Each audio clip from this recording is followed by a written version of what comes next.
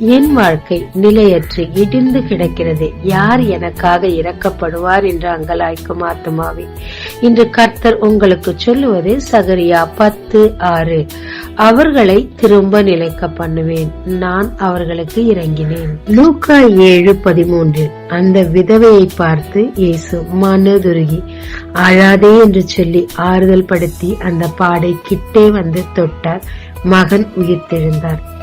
ஏன் அவர் அவள் மேல் மனதுருகினாள்? அவள் ஒரு விதவை. அவளுக்கு இருந்ததே ஒரே ஒரு மகன். எல்லாவற்றையும் இழந்து செய்வது அறியாமல் அந்த மகனின் பிணத்திற்கு பின்னாக வந்து கொண்டிருந்தார். இயேசு அங்குதான் இருந்தார். அவளும் அவரை பற்றி கேள்விப்பட்டிருக்கலாம். ஆனால் அவளோ ஒன்றும் கேட்கவில்லை. என் மகனை சுகமாக்கும் என்று எதுவும் சொன்னதாக தெரியவில்லை. அவளால் சொல்ல முடியவில்லை. துக்கம் தொண்டை அடைத்தது. குழப்பம், எதிர்காலத்தில் என்ன செய்வோமோ என்ற குழப்பமும் இருந்தது. இவை எல்லாவற்றையும் இயேசு மட்டும் அறிந்திருந்தார்.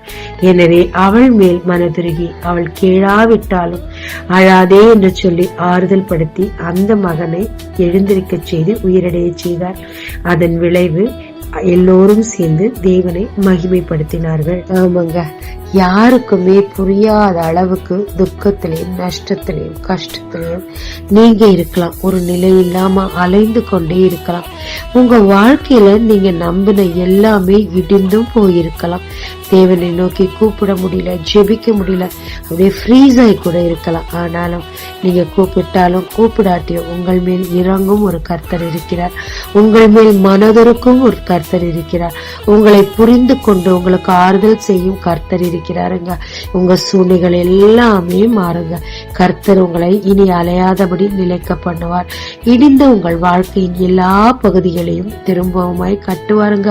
உங்களுக்கு அவர் செய்ய போகும் நன்மையினால அவர் நாமம் மகிமைப்பட போகுது.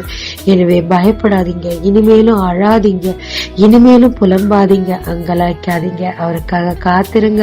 உங்களுக்கு கொடுத்த வாக்கு தத்தங்கள் எல்லாவற்றையும் அவர் நிறைவேற்றி உங்களை நிலைக்க பண்ணி திரும்பவுமாய் கட்டி ஆறுதல் படுத்தி அணைத்துக் கொள்ளுவார். ஜெபிக்கலாம். நாங்க தேவரீர், நீர் என்னை புரிந்து கொள்ளும் கர்த்தராய் இருக்கிறபடினாலும், எனக்கு ஆறுதல் அளிக்கும் கர்த்தராய் இருக்கிறபடினாலும், என் மேல் மனதுருகி என்னை நிலைக்க பண்ணி மறுபடியும் கட்டுவிக்கிற கர்த்தராய் இருக்கிறபடினாலும் என் நன்றியோடு கூட ஸ்தோத்திரிக்கிறேன்.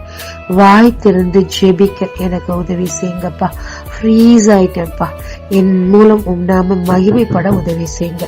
இயேசு மூலம் பிதாவே, ஆமென். இயேசு கிறிஸ்துவின் நாமத்தில் இந்த நாளில் உங்களை ஆசீர்வதிக்கும் ஜீசஸ் விஷன்.